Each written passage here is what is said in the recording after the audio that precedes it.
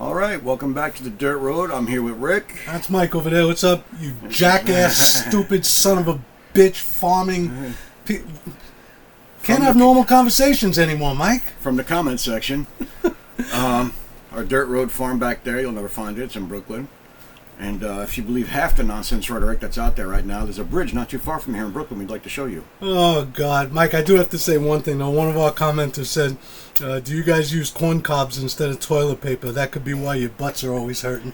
Funny. I ain't shouting you out because, you know, it's kind of a jackass statement, but it was kind of funny. It's funny. Listen, it's funny. Our butts aren't hurt. We're not worried about anything. It's better than why you said my butt hurt, if you remember the line you used. I ain't going to freaking repeat that. You know, everybody has their flavor. I'm not judging anybody. But the rhetoric, Mike, that's really what we're talking about today. We're talking right? about the rhetoric. We're talking about the negative, nasty way people speak to each other nowadays. Shut up, asshole. Exactly that. There you go.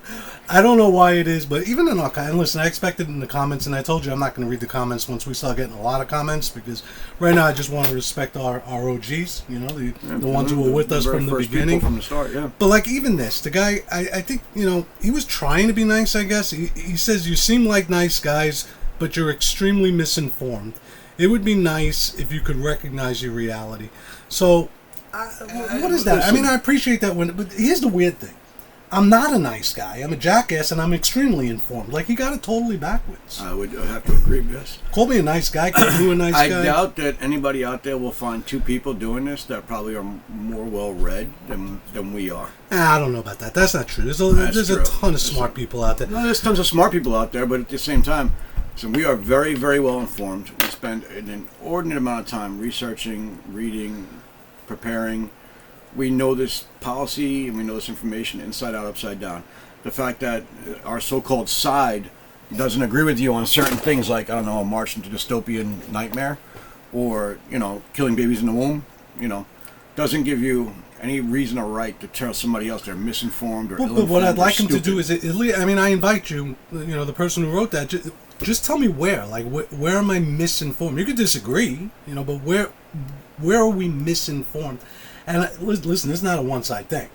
I mean, you know... No. Listen, this is the state of our discourse now. Let's make a disclaimer right now, right? Mm-hmm. We have both seen the absolutely horrendous things being said by both sides in this from the start. Rick was with me during the campaign. He saw it firsthand during the campaign. I tried to run it clean for the most part and tried to be, you know, outside of all that and just kind of talk about policy and like how things actually get fixed. You know, but...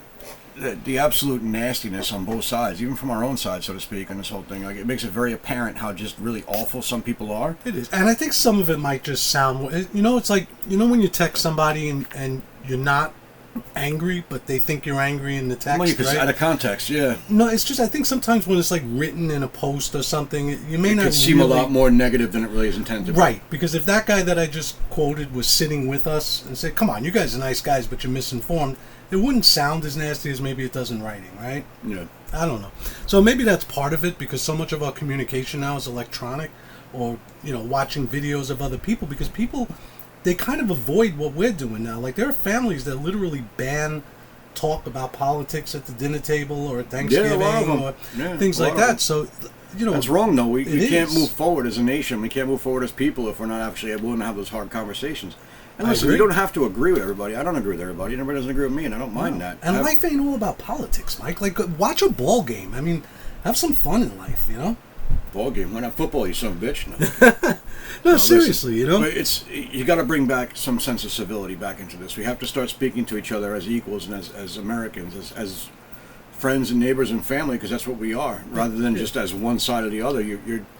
This divide has to be closed. It has to be done.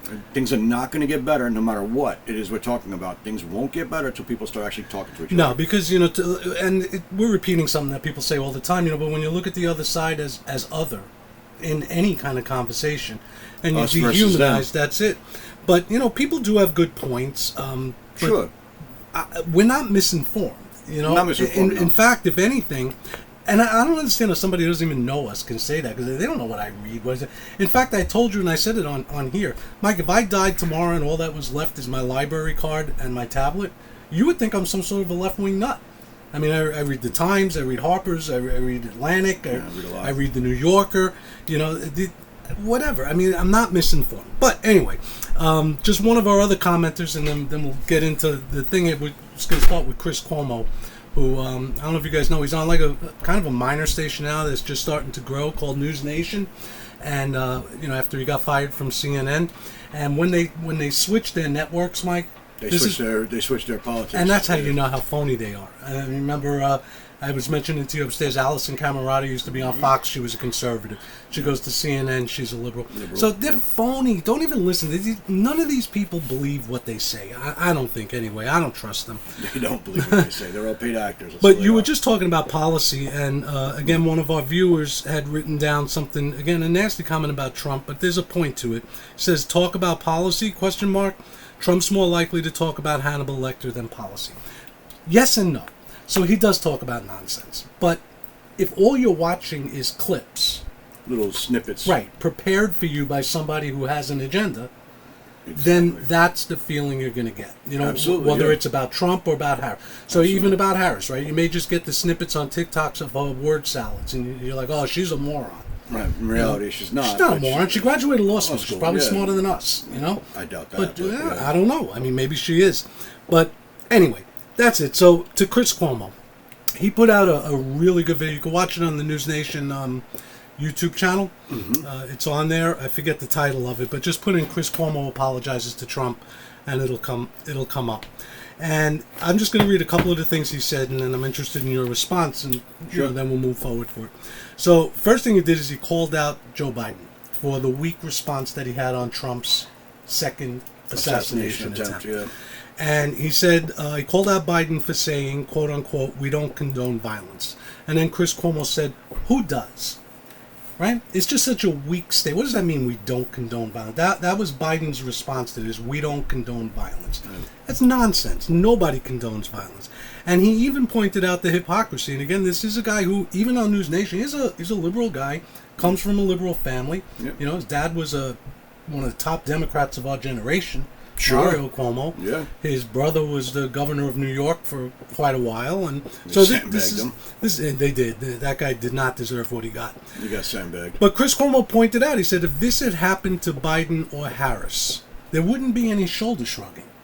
No. There would not be any, the guy didn't shoot. We don't condone violence. No, it'd be, apocalyptic on our side. As it should be. Right, because if we live in a country where our leaders are in that kind of danger, that's a huge deal. I don't care what candidate party you are. That's people going out trying to kill our political candidates. That's an extreme erosion of societal norms. It is extreme erosion. And again, this is not new, right? I mean, Reagan was shot, Ford was shot at a couple of times. It's not new, but George it still Wallace should be treated as the trail. Event that it is. It should still be given the same seriousness that it deserves. Absolutely. Not just kind of, it was just Trump, He also, and I wanted your reaction on this because I'll tell you, I think you probably know how I feel about this, but I'm interested in how you feel. Chris Cuomo also pointed out that when Trump, after the second assassination attempt, he had directly come out and said, I don't have the quote here, so I'll have to paraphrase, that he was blaming the left for their rhetoric and saying that, they call me a threat to democracy and what do you expect? But then Chris Cuomo did point out, true, that right after that, Trump then said, but I'm not the threat to democracy, they are. So he literally did say the same thing about that them. He was saying, they're saying, led to him having an assassination. So listen, let's not excuse Trump here.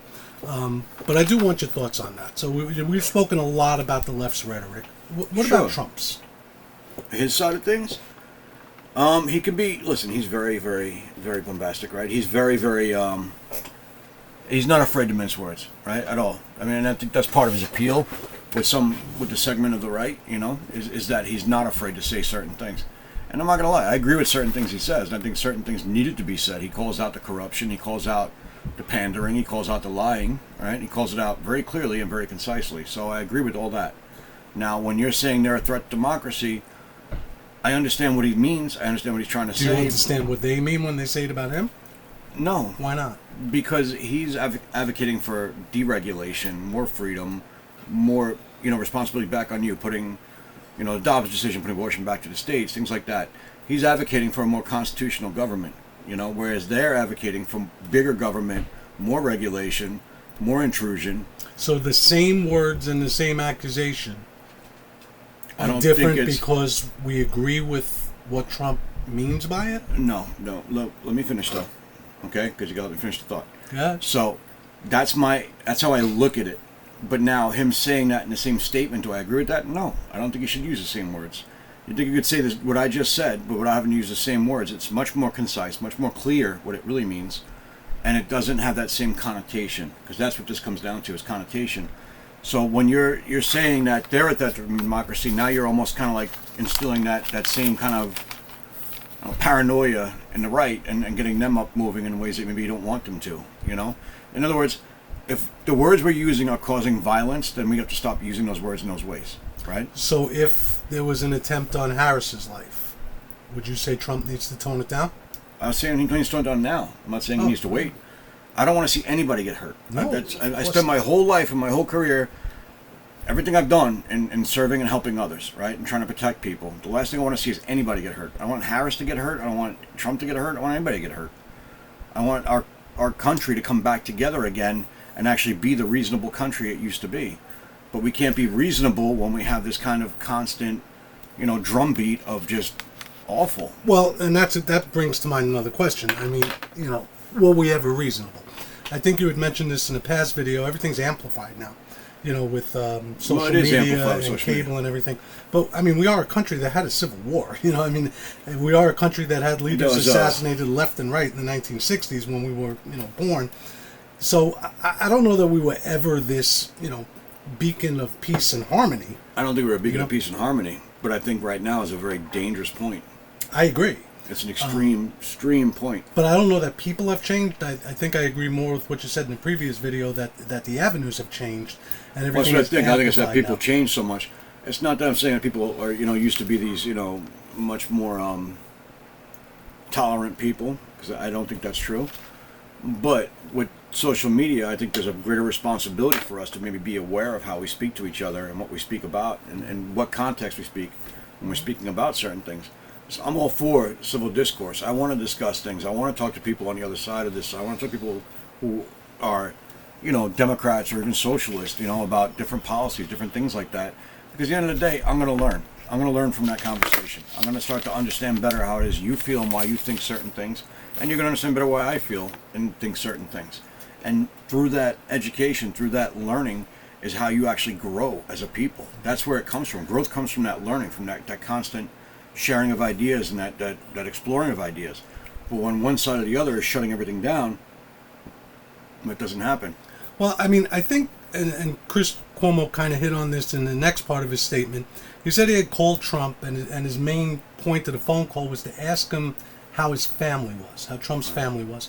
And he said that he related to him because he grew up always worrying about his dad getting hurt. Of course. Yeah, because he's a public figure and you worry. Yeah, crazy. He's going to do crazy things. Three-term governor, and, was considered to run for president at a time and did a keynote at the Democratic National Convention. So Mario Cuomo was not small potatoes. I mean, no, he was big in the party. He was a big guy. Yeah. So he kind of related to Trump's family more, and that's what I think is really missing. Is the humanization of this, and that's why I think it's terrible that families have just, many families anyway, at least from what I read, I don't know, obviously, have just banned political talk at the dinner table and at the holiday table.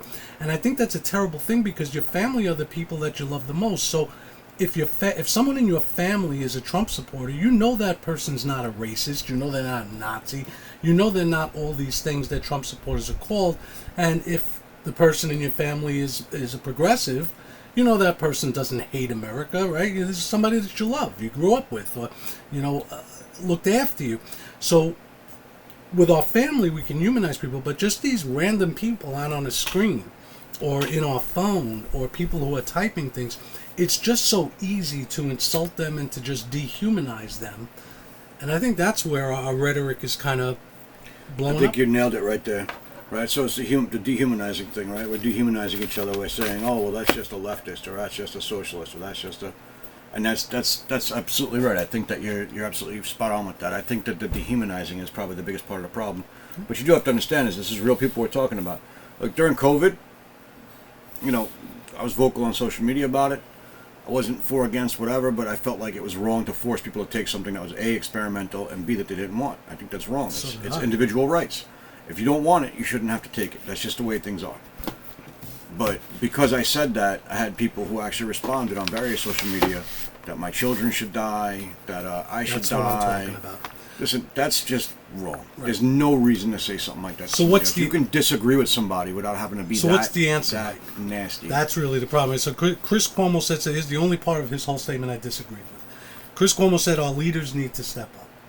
He put this on people like Trump and Biden and Harris, that they need to step up. I think that's nonsense. I don't think this has anything to do. I don't think this is a top-down problem, to me anyway. I believe it's a bottom-up problem. So I think our politicians are speaking the way they believe their constituents want them to speak. Well, that's just and I don't it, think anybody's going to tone it down because Joe Biden tells them to, or Donald Trump suggests they do, or Kamala Harris does.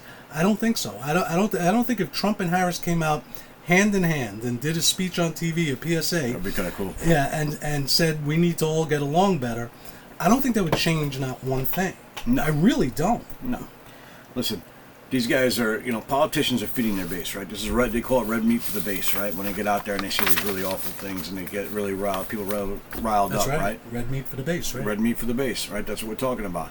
So do I want to see less red meat for the base? Absolutely, because I want to see less, less virulent comments, less comments that are going to cause that kind of, incite that kind of action in somebody. But again, the responsibility is ours. We're all grown-ass adults here, okay? There's nobody here as a child. We're all grown adults. And we should be able to act and speak like grown adults. So if you wouldn't speak to somebody that way in person, then you shouldn't speak to someone that way in private. I agree. And if you do speak to someone in that way in person, then you deserve getting punched in the face, because that's probably what's going to happen. Mm-hmm. I'm not saying I'm going around punching people, but listen, if you told me that my kid should die and everything else in person, you're going to get punched in the face. They would never say it in person. They would never say it in person. Most people have no courage for something like that. But this is my point. Like, social media interaction should be treated just like every other interaction. There should be civility and there should be some measure of respect for the other person, because they are a human. They are a person. I agree. So one of the things is it's not just regular people. Now, I told you, I think I told you, Lisa and I went to see the movie Reagan. That's right. A couple of weeks ago. Yes. Good movie. I mean, not great, but good movie. Enjoyable. And I thought we were well beyond the Reagan hating days. Oh no. And I was really kind of surprised. But here's what I mean about rhetoric. So I read it was in Slate. It's a historian named Paul Renfro. I'd never heard of this guy. Now, in the byline, or at the end of an article, it always says who the person is and what they are, right? Mm-hmm. This, I guess I can't call him a name because I'm saying we shouldn't have bad rhetoric. So I was going to say, you know what I'm going to say? So this dweeb, he starts off with, I'm a historian, and I can tell you that, and then he goes into about the movie. Yeah, so you already know where he's going with it. But who says that? I'm a historian, and I can tell you that this was not really a movie about it. I mean, this is someone convinced of his own greatness. Oh, unbelievable! And this is a guy I literally never heard of. Apparently, he's an associate professor at FSU, with a PhD in history. But the whole review of the movie, what struck me, and I just wrote down a couple of parts. I can't read the whole thing, obviously. What struck me is the guy was not understanding that what he was critiquing is a movie. It's a movie. It's not. It was not a documentary. It's a movie with actors made in Hollywood that had a screenplay, right? So he writes down. I'll just read a couple of the things. Of course, the relationship of Reagan to Trump. So he said it was just like with Trump, about a quote-unquote mendacious and malignant former reality TV star, and Reagan was a former actor. So mendacious and malignant, called Reagan. Malignant. Yeah. He says the movie has a quote-unquote strained relationship with reality. Uh-huh. In the movie, Reagan can quote-unquote do no wrong. He was charming, principled, and relentlessly optimistic. The movie shows he single-handedly resuscitates the U.S. economy, brings down the Soviet Union, and returns America glory. First of all, no, it didn't. But even if it did, it's a movie. The star was about a person named Reagan. The movie was about his fight against communism, fight against the Soviet Union. Right? You don't need both sides to a movie. You don't need to be fair and balanced, No. If this Paul Renfro is such a great historian, dude, write a screenplay about the Iran-Contra controversy. Write the negative side of Reagan. Put out a movie about that. And you could put him as somebody who violated the Constitution and claimed he didn't know what he was doing, and write whatever movie you want. You're not going to get too many people to go see it, But, write whatever movie you want. This movie just happened, portrayed Reagan. Of course it portrayed him much better than he was. He wasn't an infallible guy. Yeah. But the movie did put him, he was a great president. He did a lot of great things, but you had Iran-Contra, but I guess Barry Seal's killed in that whole thing. I mean, there's all kinds of negative that you can look for there. Even the initial response to HIV. I mean, there was a lot of negative stuff there that went on. But that's not what the point of the movie was. The point of the movie, the movie really centered. You can't write a movie, a 2-hour movie, and include everything about somebody's presidency. It would be the most boring movie of all time. This gets back to the part of rhetoric that maybe most people don't talk about much. But if you're in your feelings so deeply that you can't accept another point of view, then you've gone too far. You've gone too far. Step back from that, okay? Because you've lost all reason now, and it's all feelings. But this is somebody named Paul Renfro trying to be relevant. So exactly, and he's writing for his base, right? He's writing again, red meat for the base. Here you go. But again, he starts off with, "I'm a historian, and I can tell you." He's got to justify his position, Right. Listen to me because I'm smart. And I know something. It was a movie, Renfro. You dumbass.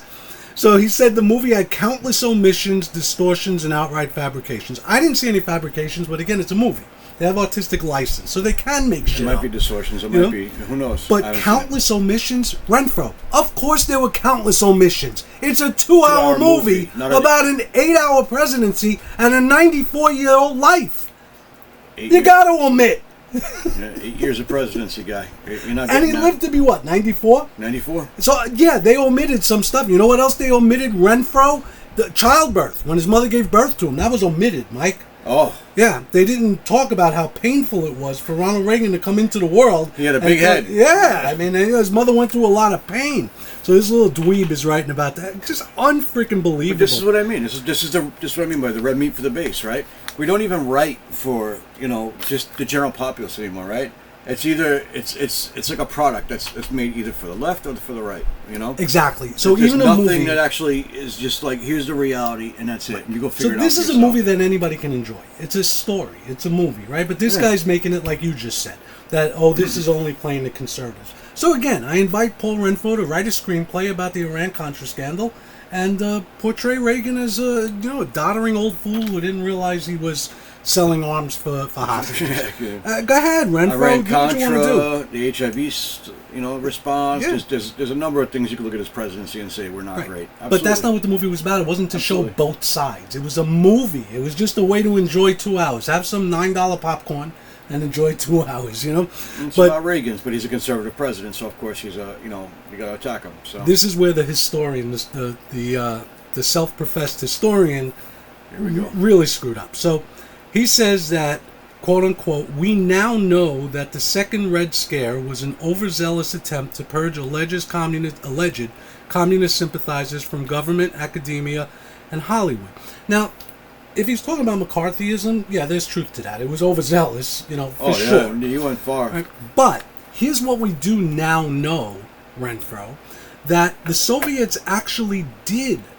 And we know this. We don't know the extent of it yet, but there's enough out there now where we know they did infiltrate academia and Hollywood purposefully for a couple of reasons. One, there's really no guardrails there like there are if you're trying to infiltrate government. Right? So when you try to infiltrate government, you risk getting caught. Yep. Academia? No, they don't screen professors. The Chinese are doing that right now. They may very well be. They are. But we know that the Soviets had a long-term plan to use this. And apparently, Khrushchev spoke about this. Say again? Khrushchev himself spoke about this. He did. Well, not at the time, but we have the papers now that show that he spoke about it. Right. So it was a long-term plan to do that. So it actually wasn't overzealous. McCarthyism was. But if we actually knew back then that they were infiltrating academia and Hollywood like they were. But these same people, Mike, are so willing to believe that Vladimir Putin has infiltrated our government and has made it so that he could even control our elections. A guy that doesn't have 1/10 the power or the resources that the Soviet Union had. They're very quick to believe that. Right? That Vladimir Putin has infiltrated us and is part of the narrative they've been fed. Of course, and that's what this really boils down to, right? Is narrative. It's about narratives, and what you got to do is get past the narrative, right? The narrative is not the truth. Narrative and truth are completely separate things. Yeah. What we want here is we want to bring forth truth. We want to actually talk about the truth, not the right, not the left, not the narrative for either side, but the actual truth. Like, here's the reality of this thing. Here's what we're really talking about. Yes. And notice, by the way, I've never opened up once by saying, I'm a historian, and I can teach you all about blah, blah, blah. And I am. I have 2 degrees in history and taught it for 32 years. I don't open up that way and say, I'm a historian, and I can tell you that blah, blah, blah, blah, blah. But this is what Paul Renfro, you're a dweeb. You are. I saw your picture. You're a dweeb. You're a dweeb. So this associate, I don't know, but he got into Slate Magazine. Slate Magazine's garbage now. Whatever. I mean, it's just, but that, look, I guess I'm participating in what I'm condemning. I'm calling this guy a dweeb. And but that's what happens, because listen, because you get tired at some point, right? So if you're a conservative for the last 10 plus years, whatever, you've been called a Nazi, a racist, whatever you could think of. Because in a cult. Because it's an easy way to shut down the conversation, right? Because it's an easy way just to shut somebody up. But at the end of the day, if you can't reasonably come back and respond to an argument with another reasonable argument to prove your point, yes, exactly. You've lost that battle. So before I sunk into the ad hominem and called the guy a dweeb, I did explain where No, you did. You made a very valid points. You brought very valid points. I did that. Listen, Paul, I haven't read the review yet. I'll go check out the review. It's right I'll take a look at it. All right. Slate Magazine. I will. I'll read the review and I'll let you know what I think. But listen, try writing honestly. Write honestly, not your feelings, not everything else. Try writing honestly. Here we go. Here's the actual tablet of doom here. New biopic has some very odd ideas about the former president. Very odd ideas. Again, it was a movie. Can we enjoy movies? I'm gonna read this in a little while when we get done. Right. But Paul, it's a movie, guy. Come on, settle down a bit. It all is. Right? And Chris Cuomo was right. You know, this is nonsense. We got to start looking at each other as human beings. But I got to tell you, I know you enjoy it. This is why I stay off of social media. This right here is the most I've ever done and ever will do. Is YouTube considered social media? It is, technically. All right, yeah. so I'm technically involved in social media. Mike, I've never had a Twitter account. I've never had a Facebook account. I've never posted. I was on a Catholic forum one time where we discussed theology. That's the closest I ever got to being on it. I have no interest in what Sexy Dad 72 has to say about fucking Trump. I just don't. I don't understand. I mean, I know you enjoy it. I don't know how you do it, though. No, you know what it is? You know what I like about it? Are you Sexy Dad 72? I am not. I am not. But that is an epic handle, and I should have thought of that. I wish I would have thought of that. No, look. I like social media for one reason, and it's not because I want an echo chamber, right? Because I hate that. I do not like echo chambers. I can't stand that. I want to hear. I don't need to talk to somebody that's going to reaffirm what I already think. Because I'm not learning anything that way. I'm not growing as a person. I'm Mike, not isn't that understanding. what it is, though? That's what a lot of it is. Like, don't you get, like, I think I asked you this once before. Whatever your feed is, right? Whatever the articles they throw at you. They curate it to kind of, to fit what you usually look at. Right. But there's a lot of people like me, I think, but what I do is I follow people from across the spectrum. I read articles from across the spectrum. I read books from across the spectrum, and I engage with people from across the spectrum on social media so that the algorithm doesn't necessarily just try and trend me one way or the other. And if it does, I go search for the stuff I want to see anyway on the other side, because I want to know more about what people are talking about. I want to know how they feel about certain things. I want to know what they think about certain things, because they may have a point or a valid point that I'm not aware of, and they may have information I'm not aware of, and I want to learn and understand, and that way we can move forward together. Well, you know what I think? The point is together, right? We're all Americans. We're all human beings. We can argue. We can argue, but let's argue honestly, right? We're having honest arguments, where you could actually discuss the policy of the idea. Because I think part of the problem is, Mike, with it, the guy said we were misinformed. I actually think it's opposite. I think actually, as a society, this is just my opinion, I think we're overinformed. I think we have too much stuff stuff that would just 20 years ago just be a local news story on page 3 of the Pittsburgh Post-Gazette becomes a national story, if it has anything to do with something clickable, right? Well, yeah, like because it's about clickbait, race or it's about because they got to sell ad time. Yeah. So anything that anything that bleeds, anything about race, anything that could fit a certain narrative. Like the story about the immigrants supposedly eating pets, right? Even if I'll stipulate that happened. I'm not convinced it did, but I'll stipulate it happened, right? But it would know 20 years ago, under Reagan's presidency, for instance, that would be a local story. Right, it had nothing to do with Reagan. It's just the way the times were, right? It would just be a local story you never would. It just is not important enough. If 5 out of 15 million illegal immigrants really did eat a cat, That's not. That is not a story. It's just not, But everything it's is salacious so and it makes for great ad time. So because we have social media now that can spread these things so quickly. Exactly. And, Brave, 24-hour news networks, there's just not enough real news to talk about in 24 hours. So all of this crazy shit gets out there and everybody gets all hot under the collar and, oh my God, they're eating dogs. No, they're not eating dogs. And they get into these stupid arguments about it. Listen, they say in Rome, right, they had the circus and they had the beer. Keep you all busy. What do you think this is now? Yeah, beer in Rome? Well, Wine. Rome was wine, yeah. All right, speaking of whining, Mike, I think if these people watched us for 32 minutes here, they'd probably whine. No. So take us home. Well, take us home. So here's the deal, all right? We just want to get back to a place where we could actually discuss these ideas, okay? Calling us names and everything else is not going to gather the response you want. Neither one of us is stupid. Neither one of us is misinformed. We do wipe our asses with corn cob, though. Sometimes you run out of TP, when we're COVID, okay? Oh, God. Could you imagine? That would hurt. But, end of the day, we just want to have an actual conversation. So we appreciate the comments, we do. And we appreciate how you're trying to be nice about what you're saying and insult us. So the backhanded compliments don't really work well either, okay?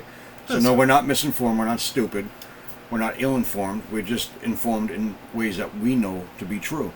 But if you want to discuss these things, we can absolutely discuss them. So please, subscribe, get down in those comments. Because Chris Cuomo's wrong. This is not about our leaders solving this. This is about... No, this is me and him and all of you solving this. Okay? No one's fixing our problems for us. Politicians will not fix your problems. Nope. They will only ever create problems because that's how they keep themselves in their positions. And that's a big problem. And by the way, it's that way with... I've even admitted it. I've called myself a fan of Reagan. That's the way it is with us. We look to these politicians in a messianic way. Sure. They're going to save us. Trump is not going to come in and save the American family and save the education. He'll bring good policies, and that will kind of set a better environment for economic. Opinion, yes. Yeah, better economic environment, better kind of more stable environment. But when we do go back into the past, and this is where the great historian Paul Renfro should realize that we do kind of mythologize in a way the people. Sure, of the we past, do. Right? George Washington. Sure. He probably did tell his father he knew nothing about that cherry tree. I don't know how it fell, Pop. He probably did tell him. There was this big bolt of lightning, and it came... But those myths are great. So what? So, we take people like, whether it's Reagan or FDR or Lincoln or whatever, and we raise them up. But those are people in the past. I think it's a problem when we do it in the present. When we think, Obama's going to save us or Trump's going to save us, whatever side you're on. It's just foolish. These are just people. These are fallible people. The same as you, me, or anybody else. They're not special. They're not any more endowed or different than us. Some might be more intelligent. Some might not be more intelligent. Believe me, I've met a lot of them across the spectrum. And a lot of them are dirtbags. A lot of them are not very good people. And a lot of them are not smart. I mean, really, really, really not smart. Really not smart. They just do what they're told to do. And there's quite a few of them out there like that. So you have to take that from where it comes from. Absolutely. Politicians are there to solve the problem of their own need to be reelected. That's it. No other problem. Nope. But Mike, I got a problem. It's hot out here on the farm today. Can we wrap this up? Sun's a little close today. It All is. right, folks. Have a Get good in that one. comment section. Let us know what you think, please. We want to hear your thoughts and your responses. Even if you call us names, go ahead. Nah, don't call us names. Let Just them tell call us what you think. Yes. Honestly, just tell us what you think without the name calling. If we can help it, keep the name calling to a minimum at least, all right? But you can call Rick names. He likes that. But you know what? Don't let them think it bothers us. It doesn't bother me. You're not going to bother me. Sexy Dad 72. Call me a jerk. I don't care. You're never going to bother me. That's not going to bother me. Trust me. Have a good night. Good night, folks.